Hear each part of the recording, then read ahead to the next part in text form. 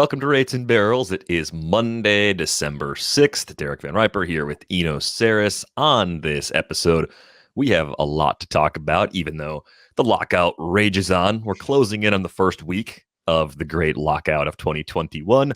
But we are going to talk about a huge story that broke last week. We teased this on the pod last Wednesday. Bradford William Davis had a story at Business Insider about massive differences in the baseballs used throughout the 2021 season. So we'll talk about the implications of that.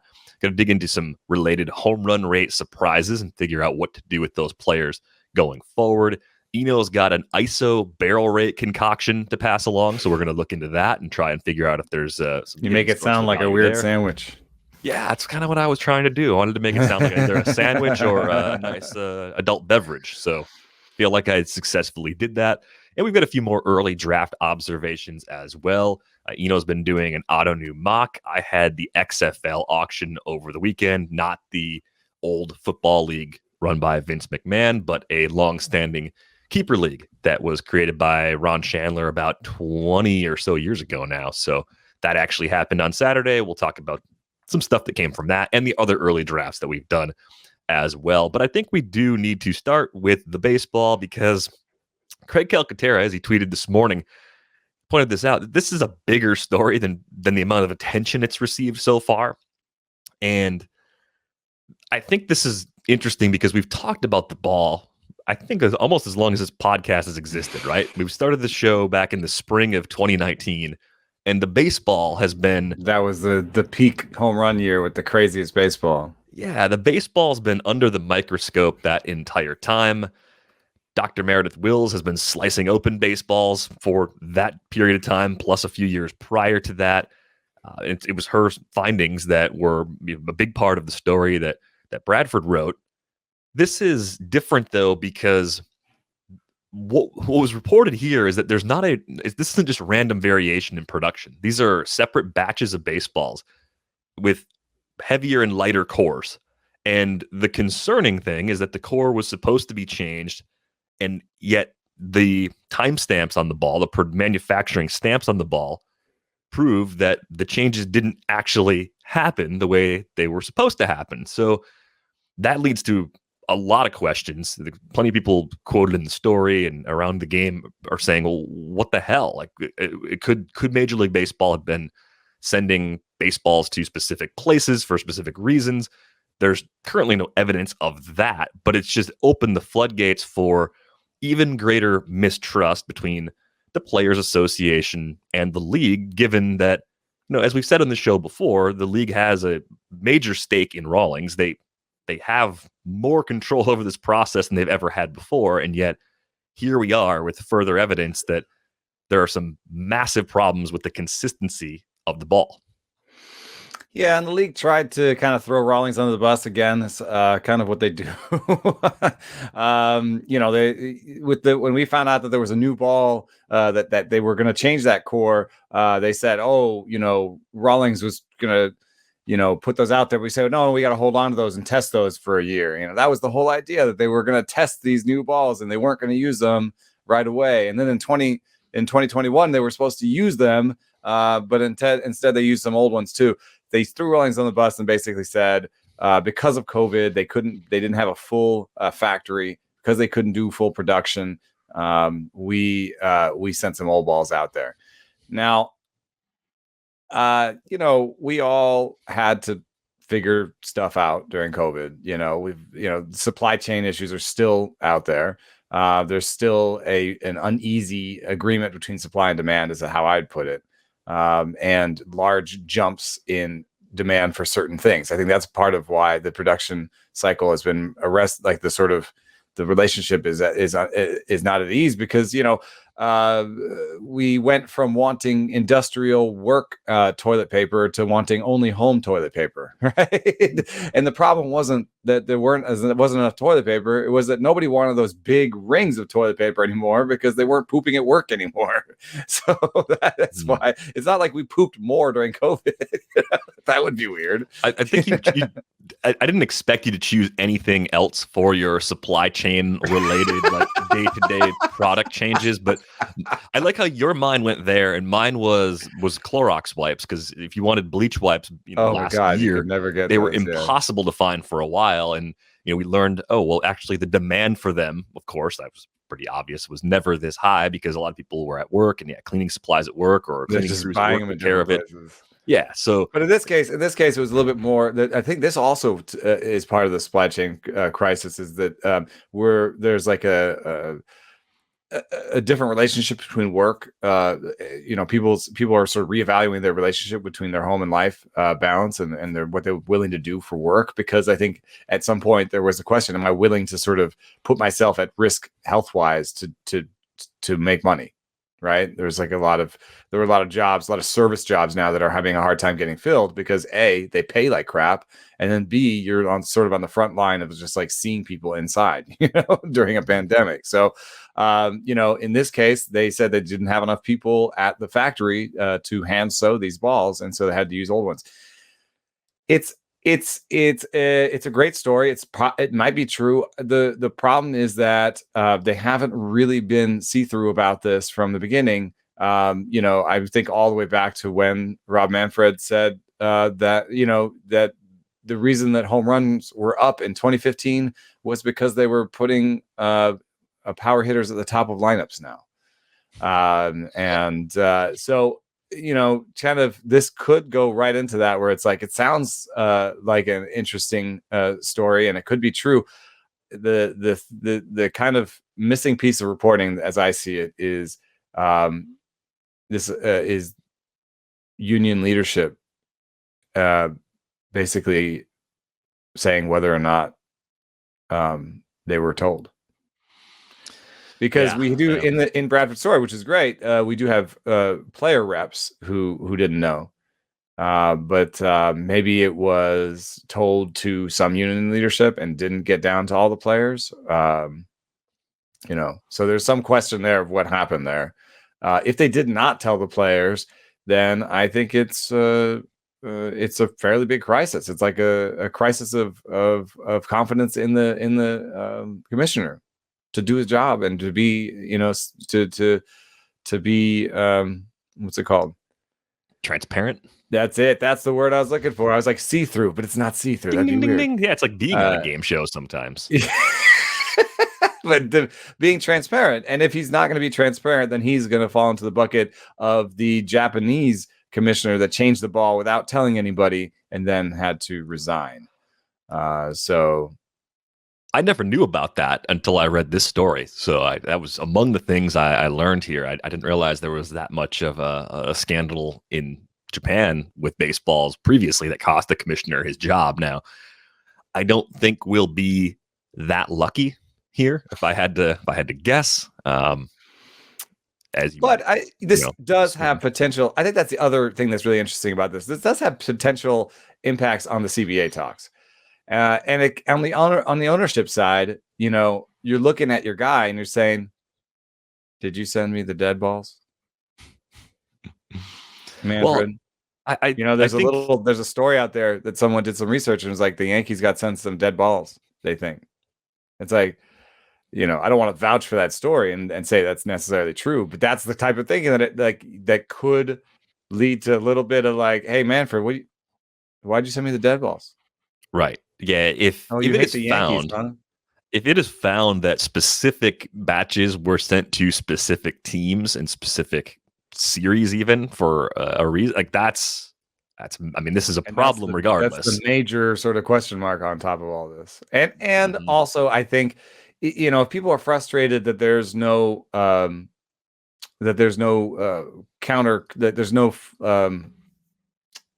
follow-up coverage yet. I mean, partially follow-up coverage takes a while. You're supposed to, if you're reporting on a story, like have something new to advance it, right? In terms of writing a story. Now, if you're going to aggregate it, then of course you can write about it. But I think people are looking at this and trying to find the way to advance the story, as opposed to like the Athletic is never going to just be like, here's the story from Bradford, as amazing as it is, like if you're not going to advance it, then you got to you're not going to really write about it. So that's just my perspective on this. That I'm looking for a way to advance the story to write about this further. But Meredith and Bradford did a really good job, and I think it is a really interesting. So to me, the two aspects that are most interesting are whether the union knew about it, what this means for the labor negotiations, and so on.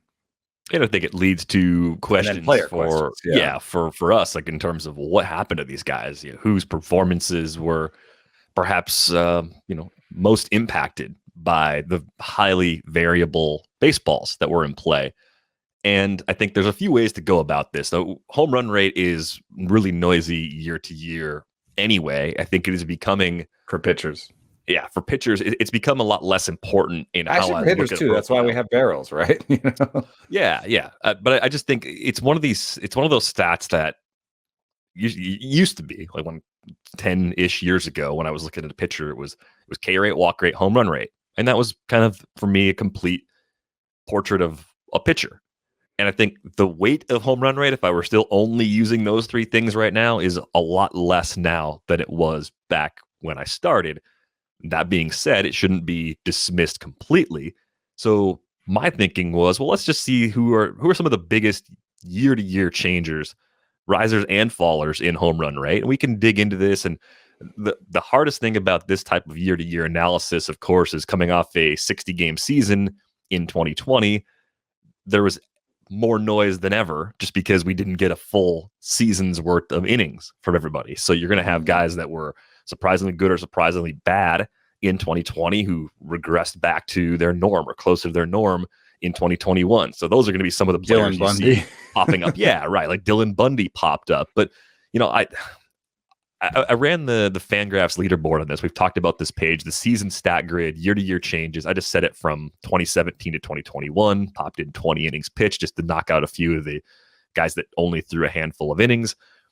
One of the first names that stood out to me is Adbert Alzolay. And I like him anyway, like regardless of what's going on with his home run rate, just because there's a clear opportunity for him. He's shown improved control. That was the major skills gain for him, I think, compared to what he was doing in the upper levels of the minor leagues and even in his first couple tastes of Chicago. Big step forward from Alzolay in 2021. A 1.79 homers per nine. Like, that's a massive jump from where he was in the shortened season. And again, you go back and look at his minor league numbers, didn't really have home run issues until 2019 at AAA. And if you've listened to this show for a little while, you know that 2019 at AAA, home runs hit there, total disaster, total chaos, right? They were using the Major League Ball. They were using the rabbit ball and the PCL, which Iowa, the Cubs affiliate, is a part of, even though it's not, it's not Albuquerque, it's not one of the extreme hitter environments. But the whole league was a mess for home runs. There were hitters that had amazing seasons who actually weren't that amazing, and there were pitchers who got smashed that actually weren't that bad. And I think looking at the bigger picture, I'm not convinced that the home run issues we saw from Alzolay in 2021 are necessarily a reflection of his typical home run rate baseline. Yeah. But there's a couple other things going on with Alzolay, which is that he added a cutter in the second half. If you look at when he added the cutter and you look at stuff and location, you see, oh my gosh, he had a 106 stuff plus from the time he added the cutter. The only word of caution I have there is that he also kind of went to like a multiple inning bullpen role at that point. And those two things are going to conflate your numbers a little bit because everyone's stuff looks better in 2 inning stints. But I would say that I think this is a guy who has above average stuff. I don't know if I'll go all the way to 106. I think this is a guy who has above average stuff, improved his command, and with now the cutter, slider, curve, I think he's just going to be a 3 breaking ball guy. He's shown the ability to spin it. He's always had strikeouts at every level, and those home runs that we've seen kind of go up and down have a little bit of a story to them in terms of the amount of sample, his first real full year in the big leagues, the rabbit ball in 2019. So I think he's a really intriguing arm. I don't know how far to push this one. I don't know if I want to give him the Eno stamp, and then all of a sudden people are taking him as the 30th best starting pitcher or whatever. I don't know if I go all the way Urquidy levels deep into this one. But I just got him an auto new mock draft that I'm doing for $2, and I put that kind of approval on him any day. Any type of keeper situation, if you back end starting pitching keeping, if you can acquire him, just a generally an interesting arm. Draft and hold. I love him. Got him in my draft and hold in NFC, and I would recommend as such for people. Yeah. Alzolay hasn't cracked the top 300 in a draft for the NFBC in the last 2 weeks or so. So if you're looking back through any draft that's held since November 20th, it's only a dozen drafts. The earliest he's been picked is like 320. So let me see if I did that. Yeah. It's possible it wasn't me. It's also not way off where he's been going overall. His range is fairly consistent. I took him 343. 343. Okay. I took him 343. The other pitchers near there, just to kind of paint a picture here, Nestor Cortez. I'm not sure about his role, even though what he did this season was, good. Kyle Gibson. Yeah, no thanks. Not really interested in him. Taijuan Walker goes in that range. That seems reasonable. I think maybe you get more innings from Walker. It's going to be close. And Sixto Sanchez, health permitting, could be a nice bounce back candidate for sure. And that's I think draft and hold is just it's a little difficult in draft and hold with the injuries. You're kind of trying to buy in innings, and so you can only take a shot on a couple of guys with injuries. I feel like because you don't want to have that staff where like everyone's injured and you're not like don't have enough innings. So a couple of interesting names in my draft that went after him was Eliezer Hernandez and Jameson Taillon. I absolutely think they belong in that conversation, and maybe we should have taken Eliezer Hernandez ahead. But that's I stand on. I believe in Alzolay to that extent, and we chose to take him over Eliezer. A question for you about Michael Kopech, just because we're talking about guys that have been between the two roles. Alzolay more time as a starter than Kopech in 2021. Ended up being 4 starts for Kopech. It was his first game action in years. Literally, last time he pitched for the White Sox was 2018. So a 3-year layoff, came back, pitched very well out of the pen. I know the Stuff Plus model loves Kopech. Mm-hmm. The home run rate we saw from him at the end of 2018, I mean, we're talking 14 and third innings, not really enough to read into that. So long ago. So 1.17 homers per 9 as a reliever in 2021. If we threw out his 2018 debut, that'd be the highest home run rate that Kopech had anywhere as a pro. So even still, the question I have for you with Kopech is, and with huge velocity like that, you wouldn't expect necessarily a home run rate problem. Yeah, he leaned really heavily on the fastball and slider, working in that mostly relief sort of role. They're going to give him a shot as a starter. He's pretty expensive compared to Alzolay. I mean, Kopech's like a fringe top 150 guy. ADP in that same span's about 165. Do you think when you start adjusting for having to work deeper into games, he wins a spot in the rotation, do you think this stuff holds up? Because it wasn't just like when you look at Kopech's past, he also had issues with walks, and that took a step in the right direction as a reliever as well, right? Just over 3 walks per 9, certainly not a problem there. I'm just trying to decide like how much can we bank on Kopech being a legitimately good starter based on what we saw from him in that mostly relief role for the White Sox? Because I'm pretty excited about him, looking at the core skills and seeing how much the Stuff model likes him. Yeah, it's interesting that we didn't get that many of his secondary pitches. So that is kind of an open question. And then his velo is going to, of course, come down in multiple inning stretches. But I do really like that. It doesn't look like he has a big command problem.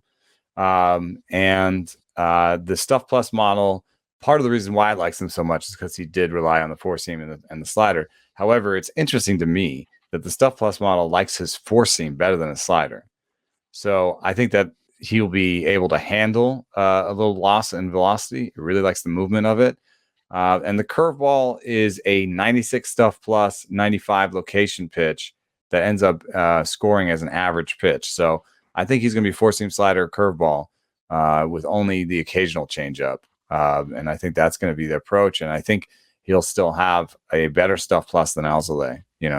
Kopech last year had a 115 stuff plus, and he's just going to go down, and Alzolay is going to go up. But I think he has enough space there for regression to end up being a positive. I also see enough out of that curveball to like it and give him 3 pitches. Yeah, if he's got 3 pitches consistently, thinking about the AL Central, you're going to use him much more than you're going to bench him. I would say my if he ends main up in the question rotation. is how many innings can we give him? Steamer says 145, but that strikes me a little bit like the sort of Giancarlo Stanton will get 650 plate appearances a projection. Well, I don't know. Kopech did 140 and 2/3 back in 2018. It's true. Before he gets injured. Let's break it down this way. Let's say the curveball is inconsistent. He throws it enough to have 3 pitches, but it's inconsistent, and he's a pretty steady. Walks. He's 5 innings per start on average. Like if that's where you want to go. Okay, 30 starts is 150 innings. Like that's so. I don't know if I'd project him for 30. So maybe I'd go 26 or 28, and it's 130 or 140. So I think that 145, coming from I think it's the Fangraphs depth charts, that seems appropriate. And then it leads to a question: are you also comfortable drafting guys who are you're expecting 140 innings from in that 150 range when you're passing up on guys that don't have the workload concerns? Usually, you're giving up ceiling to go for more innings, and names nearby: Ranger Suarez, Sonny Gray. I mean, I think Suarez. Yeah, I'd take Gray just because I feel like the stuff was still really good and the innings are more of a lock. But I'd take him, Kopech over Suarez any day. See, I'm not in on Suarez at all. Like that choice is super easy. But I bet you if you listed more pitchers around where Kopech's going, I could find other pitchers I would take. All right, I'll take that action. Luis Garcia. Yeah, I think so. You're Garcia over Kopech? Okay. Yeah. Going a little earlier, Stroman. Going Stroman over Kopech? I mean, innings. Yeah. Probably have to. Yeah. Go down the other way for a couple more names. Oh, Kershaw. I mean, I don't know what to do. I'll take Kopech over Kershaw, actually, because I think they're both, like, the question is innings, not talent. And I think the question is Kershaw right now is not even throwing. The question is innings, and the key difference for me is that the Kershaw outcomes are closer to including a possible 0. Yeah, exactly. Any pitcher no matter what, like 0. I think the worst case scenario for Kopech is he's in the bullpen and he probably gives you pristine ratios. Yeah, I mean, you're still a little salty about it if he's your 10th round pick, but you probably would hold on to him and say, I'll give it a few weeks and try to draft make and hold. He'd still pitch you some weeks, right? Mm-hmm. The other guys that are all clustered together, a couple older old guys, you got Adam Wainwright and Hyun-Jin Ryu, and then you've also got Tanner Houck. And I think the Houck situation is pretty similar to Kopech too, because we're expecting a lot more innings, and we're wondering, will the innings be as good in the expanded role? Totally fair question to ask. Yeah, so that's why I take like Sonny and Stroman over him, but I would take Kopech over Houck and Kershaw, over the innings questions, right? So I think he belongs in that group, but my personal the preferences would have some of the guys behind him ahead of him, and so on, so forth. So it sounds like more likely than not, you'd get someone else that you like in that range, and someone else would end up with Kopech. I think so, but I mean, if I walked away with Sonny Gray and someone took Kopech in that same round, I wouldn't bat an eye. All right, it's fair. Going back to the year-over-year changes to home run rate. Oh, yeah, that thing. Yeah, that thing. Well, hey, we were talking about home run rate. Bundy strikes me as a very interesting one because Bundy sort of went back to where he'd been. He'd always had home run issues, and then they went away for a season. In 2020, had a really good season, and then they came back. So I think there's just as much a possibility that Dylan Bundy just had one great season as there is that he's going to be better going forward. Yeah. I mean, I think the thing that he could give them is 160 or 170 innings affordably. Like that's the main thing they're Yeah. probably looking for. I'm not expecting it to be a great turnaround, but I think it is. We talked about it a little bit on Friday. I think this is a good test for the Twins pitching. Like we have kind of said, hey, it looked like they had a few pieces in place to take guys like this and make them pop. And last year was a kind of a step back. This might be one of the pitchers that group is largely judged on the success of Dylan Bundy and trying to turn him back around and maybe split the difference, right? If you get him down to like a 1.3 home run rate, you can live with that if the walk rate comes back down. Has to have one of those things get better if he's going to be consistently effective in There's Minnesota. a bit of a strange story told on his stuff page because I can't port it over to Brooks Baseball and tell you exactly what's going on. But Bundy, his slider has added more drop over the last 2 years, basically. But if you look at how much drop he's added, and then you look at the stuff chart for his slider has just lost stuff consistently since the beginning of 2020, as it's been adding drop. So for some reason, in this case, the model does not like the fact that he's adding drop to his slider, and I think maybe because it's becoming more like his curve, and maybe they're becoming more similar. But there's something needs to happen with that slider. I think maybe throwing it harder with a little bit less drop, more like a cutter. Remember, Bundy was the whole thing where he was, drafted as having this great cutter, and then the Orioles were like, "It's not a cutter because we don't like cutters." Remember that whole bit? Yes, that was a lifetime ago almost, but yeah. That's the thing that happened. So if he could maybe think cutter a little bit, maybe that'll work for him. I think that, Bundy's somebody that I would probably have in that sort of 100 to 125 range where, I take some shots in deeper leagues, maybe if they drop, but, no way I'm putting him in my top 100, I don't think. Yeah, I had him at Alzolay will be in my top 100. Bundy's at 134, easily the lowest of the pitchers we've talked about so far. So not ADP, 134 starting pitcher ranking currently as those continue to grind along in the background. Yu Darvish actually has a similar home run rate fluctuation to Bundy. That's not to say that they are in any other way the same, but I think what it is for me is it's a reminder that Darvish has always had trouble with home runs. And a big part of it for a while, the old ballpark in Arlington, that was part of it. But even during his time with the Cubs, I mean, that's a pitcher-friendly environment. He had major home run issues there. And he can have success with that because the strikeout rate's as good as it is, and the walk rate's been great. I thought Darvish was pretty consistently undervalued in some of the early drafts that I've seen. I'm wondering if maybe I'm a little too aggressive on that, given the longer term track record. Like even in pitcher friendly environments, he's had issues keeping the ball in the park. So I'm curious, where do you fall on Darvish as a possible, early pitching bounce back candidate? This is a guy that was going in the second round of 2021 drafts, who's probably going to fall outside the top 75 overall more often than not here in 2022. We went Sale Darvish in our draft and hold. But that was because, as you can probably tell from the names, we went light on starting pitching in the very early rounds. We went heavy hitting, ended up with like Trout and Betts in our first 2 picks, right? So Darvish we got in the 5th at 73. So you're about right about where he stands. We debated him or Musgrove, who went 77. That was the debate for us in terms of veteran starting pitcher.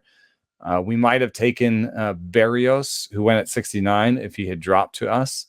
So that was the conversation we were having. We thought it was a little bit early for the super young like Alek Manoah, who went 75 right after us. So we did discuss him a little bit. So that's where I still have Yu Darvish, obviously from that pick, as pretty high. We took him ahead of Luis Castillo even. But I was happy to get him. I think that when you see that home run rate going up and down for Yu Darvish, it's because of his command. But I could see him just having a good command season next year, and the stuff was still pretty decent. So I'm just betting on a command bounce back with you, Darvish, basically. But he also stands, it's really funny, in that up and down cycle. He sits like just a few up from Andrew Haney. And I did a little bit of a different query when we were kind of preparing for the show, where I just looked at strikeout minus walks, and then I wanted to look at the high home run rates associated with that, and just basically saying, who could you bet on for strikeouts minus walks that maybe will regress their home run rate next season. The names that popped for me off this list were, number one was Eduardo Rodriguez, who was 22nd in strikeouts minus walks among starting pitchers, and had a 139 home run per nine. I think that'll regress, especially with the new park that he's pitching in.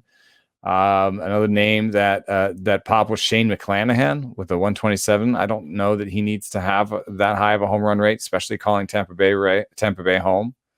Andrew Haney, who we will forever bet that the home run rate is coming down, and someday we'll be right. And then you've got Blake Snell, who I think, there was a little bit of an up and down in his pitch mix, and I think he found a better pitch mix near the end of the season. And the last one I wanted to mention was Zach Gallen in the top 50 for K minus BB, and also owning a 1.3 homer per nine. So I like Zach Gallen for positive regression there. Yeah, Gallen, I've got him at 33 right now on my starting pitcher ranks, and it puts him right around Stroman, Snell, who you mentioned, puts him a little behind, actually puts him behind Shane Baz, which is, talk about your tough ranks. We'll obviously have a tough ranks episode at some point between now and March. Like, what do you do with a guy? Do I take the young veteran with some upside, or the guy who's all upside, who hasn't maybe hit his bad patch yet? Yeah. Before publication, I could see Baz sinking a couple of spots, because it's one thing to make the list. It's another thing to follow through on it when you're on the clock. And so it's another thing to take Alek Manoah over you, Darvish. Right? Yeah, here we are. Shane Baz, my SP2 this season. Like, I don't know. I don't know if I want to go quite that far. I feel a lot better if he's a 3 or a 4. I feel so much better if I could get one of those guys as a 3. Yeah. 3 is more realistic. Maybe in a 12-teamer, you could make him a 4 if you're pretty aggressive with pitching. It's interesting that McClanahan had some home run issues. I don't think that's really going to be a part of who he is. The other pitcher that I had up near Darvish versus Charlie Morton ended up being the toss-up in the rankings. I think Morton is just consistently underrated. Their ADPs are almost identical. They're both going in that 85 to 90 range based on ADP. But Morton should be healthy for the start of spring training. And yeah, it's age. That's the only thing. That's the only thing about Charlie Morton that people, I think, could really quabble with, because he gets plenty of swings and misses. His stuff number's good. His location is good. He's not walking guys. He doesn't have a home run issue. Yeah. Doesn't allow an overwhelming amount of contact in the zone, more than the guys ranked ahead of him for the most part. That's one of the areas where, I use that conditional formatting when I'm looking at skills and kind of compare guys across the list. That's the one area where he's not quite like the other guys that I have in my top 20. What in what way is he not like? Zone contact rate. He gets hit in the zone a little more than the other top 20 pitchers, but it's not an alarming problem. I don't know. One thing that I like is that at his advanced age, 95.5 still, and that arrested a decline that I was worried was related to his shoulder issues. Right. So pretty nice to see that velo number there. Absolutely. I'm in on him. I even bought him in my Autonew league. We're doing a mock, and I bought him for like $19. And I'm fully knowing. Let me get the number exactly right. I paid $20 for Charlie Morton as my number 2 behind Garrett Cole, and fully knowing that I may only get 2 years of value out of that. But I traded for him in a keeper league before the keeper deadline, because I felt like for a draft pick upgrade, it was a relatively small cost. I didn't have convincing like keepers up to the limit. So I said, you know what? I might be able to get an SP1 or a fringy SP1 in disguise in this 15-team league for a relatively small amount. I'm not that worried about long-term value if I'm trying to just either If get you're someone I trying to can compete trade later now, or he's a win. great player to have on your team. Yeah, and I think in keeper and dynasty leagues especially, it's never going to cost you as much as it should to trade for him if he comes through and does what he's projected to do and sustains what he's been able to do over these last 2 seasons. Yeah, no, I'm a fan. Then also just personally, he's just such an excellent person. I love how thoughtful he is. Do you have a specific Charlie Morton anecdote to share? Anecdote? The Astros are just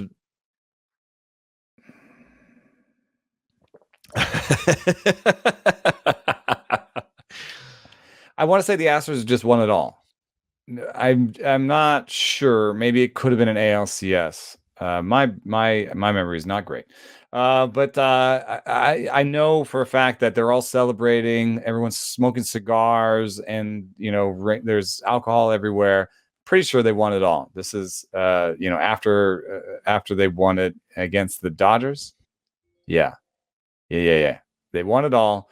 Everyone is celebrating, smiling, just running around the room, being a ridiculous person, doing all sorts of selfies, just over the moon. And Charlie Morton is crying.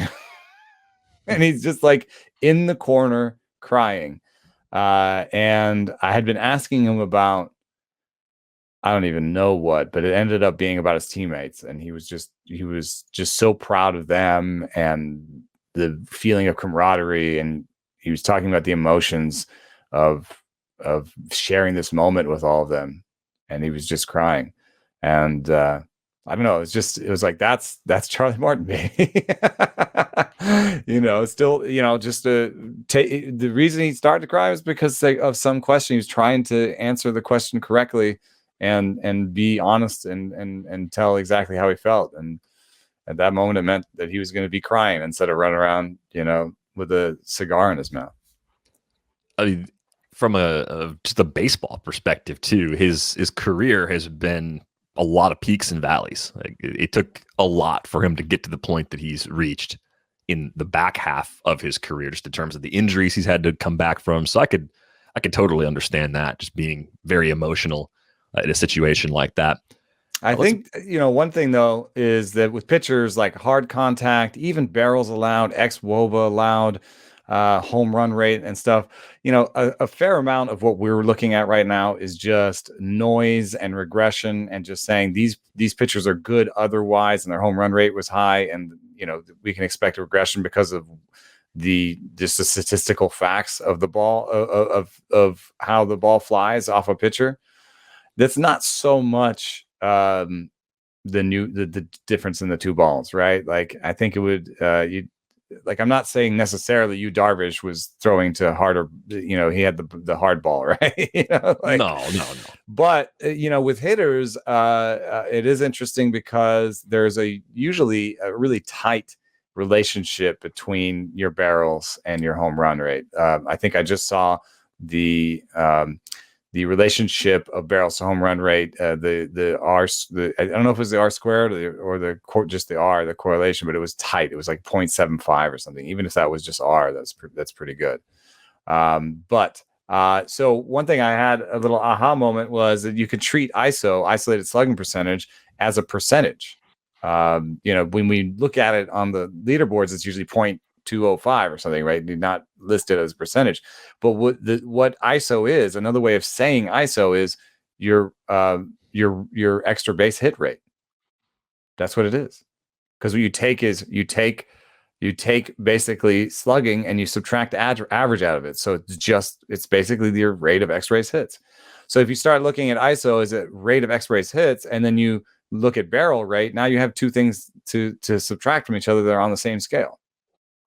And when you have a large difference between them, it means that probably you overdid your barrels a little bit. And if you have a small difference between them, it means that you didn't get as much out of your barrels as other people. But quickly, when I did the query, I realized that you have to do a little bit more work on top of that, because the number one, the person with the smallest difference between his ISO percentage and his barrel percentage was Jake Bauers. who had a 5% barrel rate and had an ISO of 0.067. The problem is that 5% barrel rate is also not good. So even if he plays to his barrel rate next year and has like a 0.100 ISO, like, so what? Bench player, Still a problem for him. Still needs to hit the ball harder. So instead, what I did was, okay, who is near the bottom in the difference between ISO and barrel rate, and also has a good barrel rate, right? Mm-hmm. So the interesting names are Bradley Zimmer, who has the third smallest difference and had a 9.4% barrel rate, and then Trevor Larnach pops in this. But then if you set the cutoff at 10%, the names really pop for me, which are Nico Goodrum, Bobby Dalbec, Andrew Vaughn, Tommy Pham, and Josh Donaldson, with a little bit of Rowdy Tellez. Gotta get a mention in for Rowdy Tellez and Matt Chapman there at the end. I mean, for the most part, I think I like all those guys to have better power going forward. Yeah, so that group, it's got a good mix of players because you've got the younger guys, you've got the former prospect in Zimmer who's just really struggled to stay healthy. You've got a couple of older guys where Donaldson and Pham, you look at those two guys, and both Donaldson and Pham, they pop into my head when you bring up that there's a greater likelihood of a projection failing you with an older player, right? Like when you go down that road, they're the kinds of guys I think of, mostly because of health, because of Donaldson, right? I mean, that's a big part of it. Like the projections come out really good. People know, yeah, well, I mean, Donaldson's way past 30. Pham, I think, is a little bit younger than that. So you look at Pham and you say, is he going to run as much as he's always run? Is he, where's he going to go? Where's he going to end up playing? Donaldson, how many games are you going to get? Like those questions pop up. But I like that you have this thing where you've caught some young players. Andrew Vaughn, I think, had a good rookie year. I think it's so important to remember the context for a guy that was coming through the minors the way he did, right? A college bat who didn't get a 2020, who made the leap essentially from high A at the end of 2019 to the big leagues, learned a new position, and didn't fall on his face. A 94 WRC plus, yeah, okay, that's not a great season compared to just guys that have been in the big leagues for a while, but for a first-time big leaguer in those circumstances, sort of thrust into baseball maybe a little bit earlier than kind of a different team might have. Yeah, like if the AAA season had started on time, they might have sent Vaughn down to AAA to begin the year and let him spend the first few weeks or the first month. He really could have benefited from a 2020 minor league season. But I think he held his own, and the underlying numbers are good, right? The K rate for 21.5% K rate for a guy making a 3-level leap. That's huge. That's the big separator, I think, between these names. If you're wondering, well, some of these, Bobby Dalbec already had power. How can he have more or whatever? If you then say, I'm more interested in guys who don't strike out 30% of the time, then you remove Goodrum and Dalbec from this list, and Vaughn becomes, one of 5, basically, and the youngest. So I would bet, just statistically, I'd bet on these. You're right to bring up the age on Donaldson. That's a big question mark, but he's also falling in drafts, and someone that I find really intriguing and more interesting almost as his price falls. I want to get because we had a debate. I'm co-managing this, and we had a debate, and we didn't get him. He went in the 17th round at 255 in this draft and hold. And I was a little disappointed he didn't go to us. I think he went like right before us, or we were thinking about something else for some reason and didn't take him. What did we take? What is our name in this? I'm kind of enjoying this sleuthing process. What is? Who are we? He must have changed our name. Oh man, I can't find us. Who did we take? Donaldson never goes too early at this point in his career. Never. Like I've not been in a draft in years where Josh Donaldson was drafted, and I said, well, that was too early. Like I think people have. We didn't have a catcher. And so we took Mitch Garver because we didn't have a single catcher. I think the only the only category with Donaldson that is just pretty much mediocre or possibly bad is batting average. Like you're not getting a great average from him at this point. Even though the K rate's not bad, I think in leagues where you use OBP, you get a bump because he's always drawn walks and he's still, 13+%. I think 13% was his lowest walk rate since 2015. Well, it's pretty amazing. And I think the other thing that works in Donaldson's favor is that even though you have that added injury risk because of the recurring calf issues and other ailments that kind of pile up on a guy who's now, he's going to be 36 in a couple of days.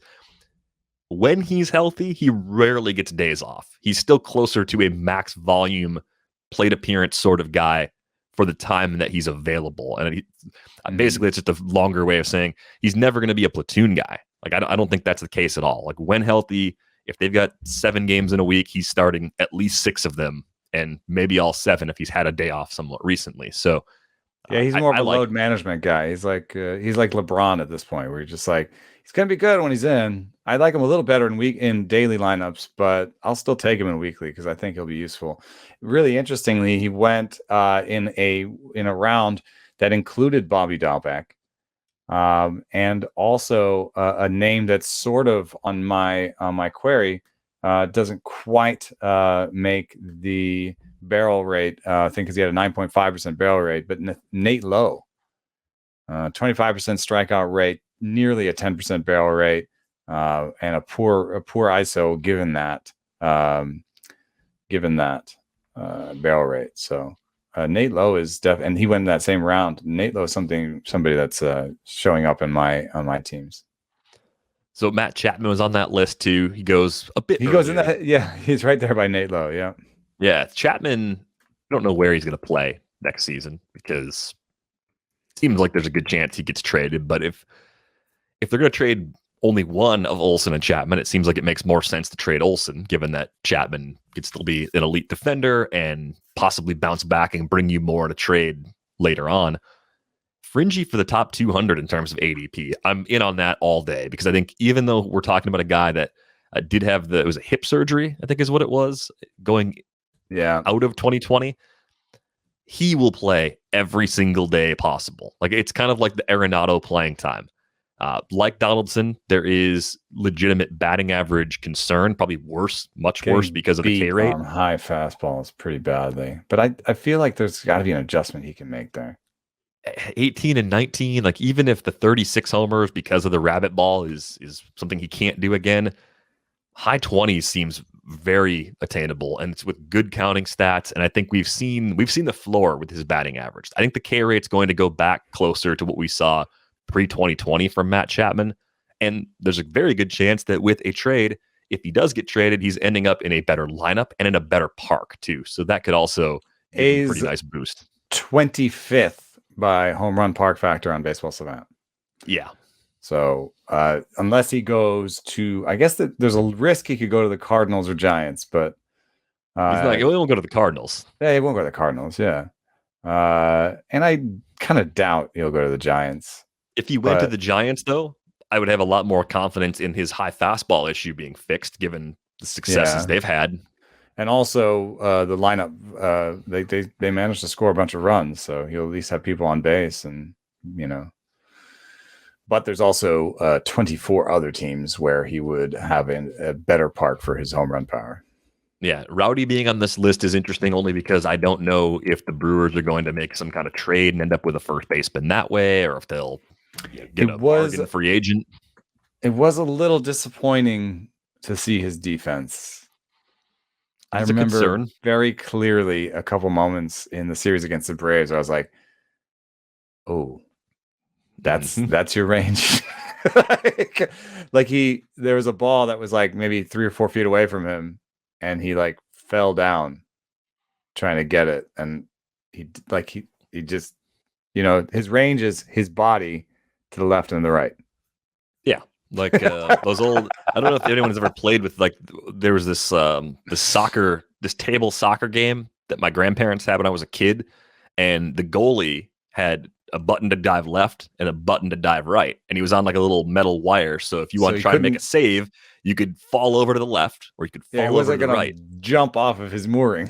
Right, he's just gonna fall down to the left, fall down to the right. If the shot was in a corner, he wasn't quite tall enough with his arms outstretched to stop it. So if a well-placed shot happened, he couldn't get there. And But he could fall down to the left or right. That's Rowdy Tellez, baby. I gotta find a picture for a visual. Fun game. Kind of wish I still had something like that. The last name from that list, I mean, Larnach's interesting, Dahlbeck's interesting for their own reasons. I think we've talked about at least Dahlbeck in the not so distant past, but Bradley Zimmer. Bradley Zimmer is basically free.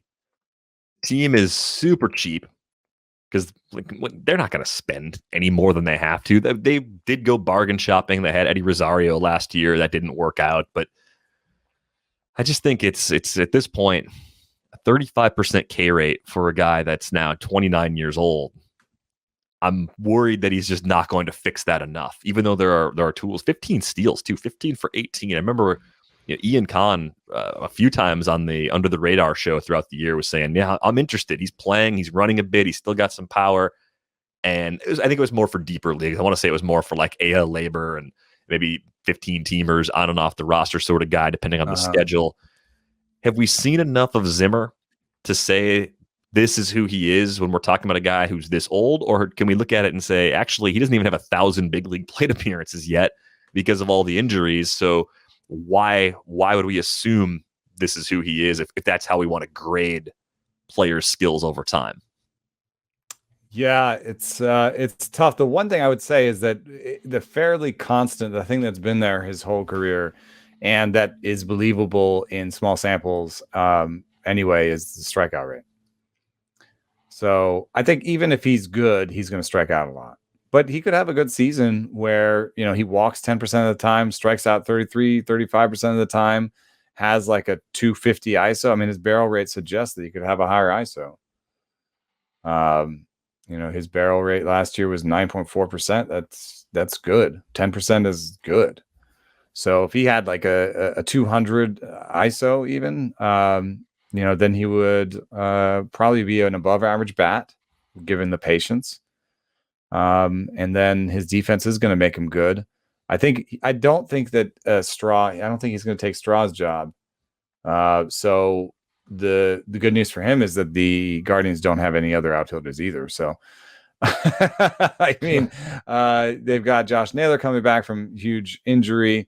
And then I think for the two other spots other than Straw, what you're seeing is a battle between Brad Zimmer, the ascendant Nolan Jones, the recovering Josh Naylor, Stephen Kwan, who I think we've talked about on the show before, but is really good in terms of doesn't strike out and walks a lot. We'll have to see what his batted ball rates look like. And then the sort of recovering Oscar Mercado. So Zimmer could absolutely beat out any one of those. Also, when I look at the Guardians depth chart, I want them to just play Josh Naylor at first base. Josh Naylor's a first baseman. Play him at first. Just let that happen. I mean, it's awful to me that they were playing Yu Chang there. I mean, just awful. And, Jake Bowers was also awful for them. And then Bobby Bradley is more of a DH type, I think. And, he projects as a worse bat than Naylor. So I think I agree with you. I would put Bradley and Naylor in a competition for that role. Yeah, and I would expect Naylor to ultimately win that. I know I'm getting a little too excited about a guy that's got a career 87 WRC plus, but doesn't strike out, does show flashes of power. Put him in his natural position. Bradley reminds me of the old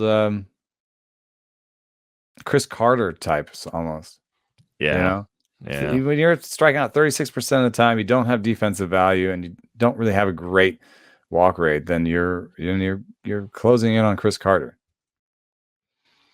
Yeah, I'm not seeing any more than that coming from Bobby Bradley. So I do think if you're trying to figure out where outfield playing time goes, you could reasonably say Josh Naylor's going to play first base this year, and he's not part of that outfield rotation. And Nolan Jones has to come up and start his clock, which they may not want to do because he's striking out a lot anyway in the minor leagues. So the opening day outfield might be Zimmer, Straw, Mercado, just for sort of playing time, like service time type reasons, Yeah, and I could see Mercado ending up being more the fourth outfielder and small side platooning with Zimmer, and then serving as like a backup center fielder if Straw's unavailable, and then they go some old veteran, some cheap old veteran. I would have said a Cole Calhoun type, but Texas got him already. So yeah, they could add a cheap veteran to that and make it a foursome. Then the next round of cuts and drops will be Zimmer and Mercado, right? Like I think sometime this next season, if Zimmer and Mercado aren't any better, their roles will be cemented as something other than a starter. Yeah. No, I think that's... Am I being too pessimistic about Mercado? Did he have a bit of a bounce back last year? I mean, a slight bounce back. He's 2020 15% worse than league average with a stick. His 2020 was just awful. The K rate came back down. He walked more than he walked upon arrival. Right. But the power is not really there.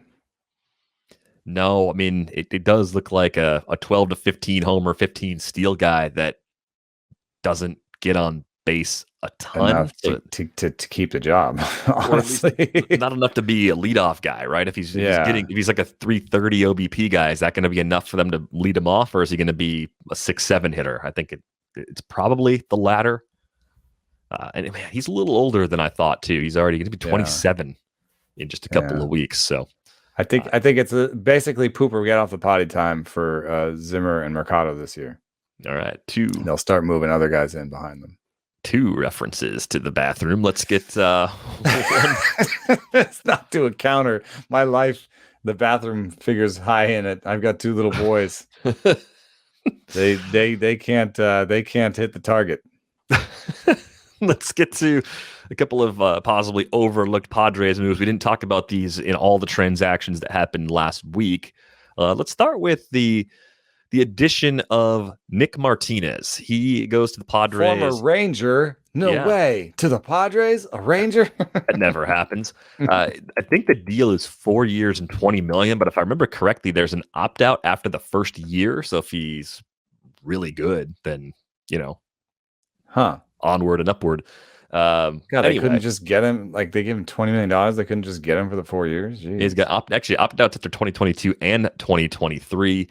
Guy has a career 4.77 ERA in America. He's 31, and they gave him an opt out. Anyway, but I'm sorry, I was being more negative. I like him a little. So yeah, how do you think he fits in terms of role? How likely is it that he is beginning the year as a starter, and where do you start to go in terms of your expectations value wise for him? So I will have to give Sung-Min Kim a shout out here. Sung-Min Kim here. He had a thread on him that I'm going to rely on mostly for my analysis on here, because Nick Martinez was in Japan, and so apparently he pushed his fastball velocity up to 93. Last year.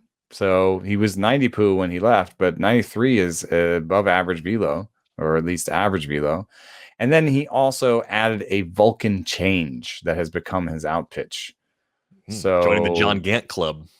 And I always think of Kyle Loesch.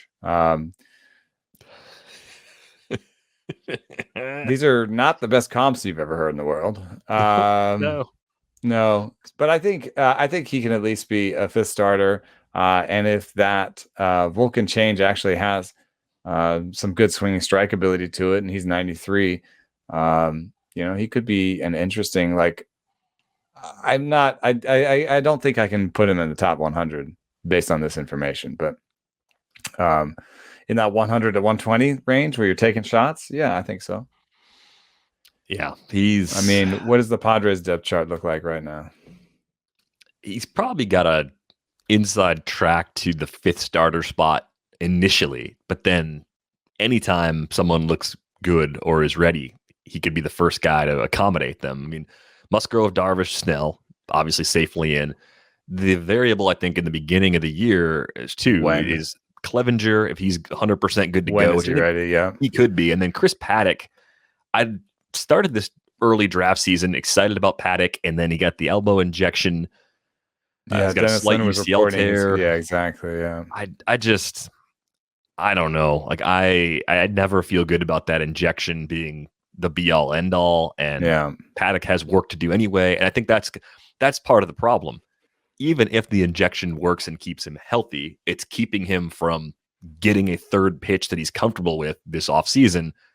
Then he still has the Right. Like same how flaw that much, he's had. how much pitch design time does he have this offseason? So that's part of the issue. So I'm pretty pessimistic on Paddock right now after really thinking I was going to have a lot of Paddock. I've even got him on a couple of teams, but I probably won't get him much more, at least until the late part of draft season once we get more some information. Some kind of look at him in spring and maybe if things are going well. All that's to say, Musgrove, Darvish, Snell, Clevenger's probably good to go. And then what do they do with Dinelson Lamet? I mean, we went through this last draft season too. I don't know if you can rely on him as anything more than I think they would part-time starter. Put him in the pen. Yeah, I think they'll put him in the pen. I think they have a need in the pen, first of all, and then second of all, he just seemed injured. His stuff number was way down, and he didn't out of the mound. He didn't really inspire much confidence. So without him, they still have the 5. It'd be interesting to see if they try to keep him a little bit stretched out and he's middle relief, or they try to keep him doing 2 or 3 innings, because the depth behind Nick Martinez, if Paddock is actually hurt, Weathers and Gore are the next ones, and then you're waiting on Morejon to come back. So it actually gets pretty dicey back there. Like you may need Lamet as your 6th or 7th starter, because Weathers needs to kind of do an overhaul on his pitch mix to get back. He needs to go to a sinker-based approach and probably change his slider. Gore is maybe in the middle of that overhaul, and maybe he's more ready than he has been in the past. So maybe Gore can be your 6, but then then Lamet needs to be your 7, at least until Morejon or Paddock show better health. So if there's a way that they can kind of not make the decision on Lamet as long as possible, I think that's what they'll do. Let's talk about the reliever addition the Padres made. Luis Garcia, who most recently pitched for the Cardinals in 2021 and pitched well. Like I had a couple of saves even late in the year, 3.24 ERA, 0.99 whip, 34 Ks and 33 and a third innings. He got a 2-year, $7 million deal, and the Padres are on that pretty long list of teams where you'd say, who's the closer, or at least who's the main closer if they want to go the committee route? It's, to me, just as likely to be Garcia as it is to be anybody else. I mean, I think the few things that I take into consideration when trying to project or guess at these things is past experience as a closer, which I think matters less and less to teams now, year over year, than it ever has. Money, how much money are they paying someone? And then maybe stuff, like in terms of lefty-righty splits. But even still, you might have a team that says, yeah, that's our best reliever, so he's coming in the 7th here, he's coming in the 8th here, and today he's getting a save.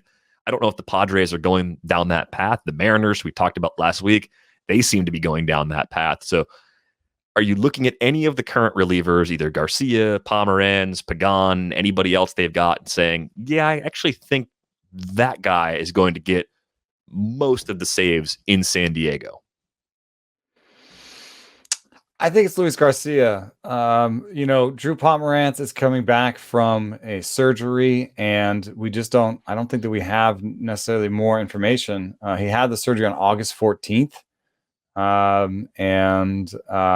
There's different ideas about how long, he should be ready to begin the season. But even then, he is a left-hander, which teams go to left-handers a little bit less often than you expect as in the closer role. And then on top of that, I think at this point, it is fair to say that the team has chosen other options over Pomeranz a couple times now. Signing Melanson to close. I think I look back at that Melanson signing and say, let's learn our lesson. This team has done this before. They signed a guy. They had Pomeranz in the fold, and they signed a guy. And so there is not really like a this guy has experience in that pen. There's not, like we were talking about this. There's not a lot of saves on the back of the baseball cards in this pen. But Luis Garcia changed from throwing a 4-seam that he couldn't command, that had poorer stuff numbers than his sinker, to throwing that sinker more often in St. Louis. And I think that brought it all together. And that made him a closer level arm, honestly. So it's all Luis Garcia for me. Yeah, basically was free in draft and holds. Probably still not going to jump up a ton without some sort of official announcement. So I think there is an opportunity there. And worst case, for draft and hold, we're going to do a separate episode at some point talking about strategy, roster construction. You can live with a few short relievers who aren't closers because you're going to have weeks where you don't have enough starters available anyway, and you just want somebody out there who's going to help with the ratios, maybe steal a win. San Diego should be good. He should be effective regardless of role. So I do think Luis Garcia is pretty easily draftable in San Diego, even without any sort of confirmation of role. Yeah, if there's some news in spring where like Pomerantz is healthy and stuff, and Luis Garcia's stock starts going down, I think he becomes even more. So I think he'll be really affordable now, and then over the course of the offseason, people are like, "Ooh, Luis Garcia, I like him. He'll go up, Pomerantz news go back down, hopefully, and there'll be another buying cycle for Luis Garcia. But I'm not going to put him. I think he's still in that back 10 of relievers, even if you kind of give him. Like, would you put him in your top 20? I doubt it. No. The earliest you could draft him, or where you could like kind of put him at the high end, you could put him in the Lucas Sims, Dylan Floro sort of range, where it's like pretty sure they're the closers. Yeah, like probably the guy, and then maybe you put him ahead of those two guys because like the skills. I like him better than those two guys. Yeah, that's about where the line is. That puts him back in the top 25, and price right now outside the top 500. Going to jump up, obviously going to shoot up. Yeah, you can't 150 picks. You can't get them like we got them in our draft and hold. Wee-hee. Oh, you already have them? Yeah, I got them in my draft and hold. No, that's the other one. Nope. 738, baby. 738. He was our last pick. There was a 744 in there too. Someone else got him a little later than you did. Yeah, the last pick, baby. Well, hey, that could be a great last pick, which is why draft and hold is so fun, right? You take someone in round 50 and they end up having a significant role for you because you did it early. Something to pass the time, of course, during the great lockout of 2021 and 2022. We're all gonna be looking for something to do. Like I said before, it's restraint for me. It's like 50, 150 there. It starts to add up. So you just have to not go overboard. I'm going to be careful because I think I want to do a main this year. So, you doing a live one or are you doing one from home?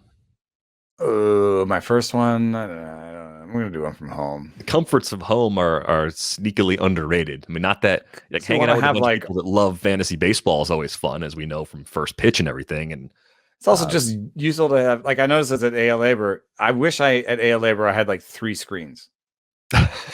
You know what I mean? You want one screen that has like the draft up and what the other people in the draft are doing. You want one screen that has your numbers up, and you have one screen for like last minute, searches or depth charts. Just have like a depth chart screen up, This is why I use draft software. This is literally like the RotoWire draft software does all those things. That was not a planned commercial. They didn't pay for that. I worked there for a long time. I don't use it. It's as much as you can have on one screen. Like if you can't bring 3 screens, you need stuff that's quick within one, and you can be offline too, which I think was a bigger issue 10 years ago. I think everywhere you go now, you could pretty much get on some kind of network. But that's what I do, just because I want to have information ready just in case I need to check something out. And highly recommend you check that out if you want to be more organized with your drafts and auctions this year. But if you'd like to read what we have at The Athletic, 33% off the first year at theathletic.com/rates and barrels. Thanks to the many of you who signed up during the Black Friday, Cyber Monday deal. You can find Eno on Twitter at Eno Saris. You can find me at Derek Van Riper. Drop us an email, ratesandbarrels@theathletic.com. That is going to do it for this episode of Rates and Barrels. We are back with you on Wednesday. Thanks for listening.